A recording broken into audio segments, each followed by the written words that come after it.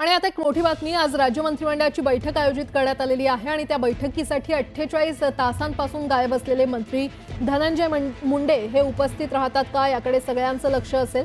संतोष देशमुख हत्या प्रकरणात धनंजय मुंडे यांचे निकटवर्तीय वाल्मिक कराड यांचं नाव चर्चेत आलंय आणि कराडच्या शरणागतीनंतर धनंजय मुंडे कुठेच दिसले नाहीयेत, त्यांनी प्रतिक्रिया दिली नाहीये। त्यामुळे खातेवाटप झाल्यानंतरच्या या पहिल्याच बैठकीला धनंजय मुंडे उपस्थित राहतात का हे पाहणं महत्त्वाचं ठरणार आहे।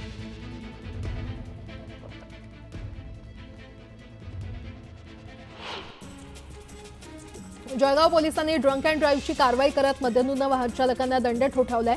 87 वाहनधारकांवर कारवाई करत प्रत्येकी 10,000चा दंड ठोठावण्यात आलाय।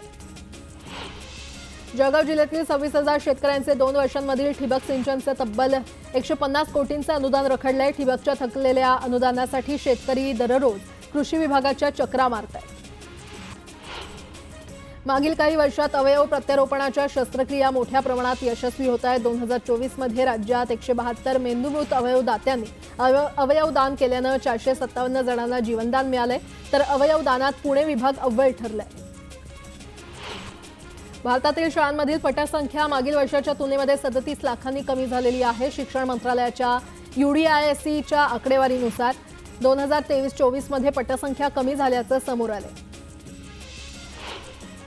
बांगलादेशातील घुसखोर अवघ्या 500 ते 2000 भारतीय ओळखपत्र आणि इतर आवश्यक कागदपत्र बनवत असल्याचं चौकशीमध्ये समोर आलंय। मागील 11 महिन्यात मुंबईतून 156 बांगलादेशींना हद्दपार करण्यात आलंय, तर 6 महिलांचं प्रत्यार्पण करण्यात आलंय।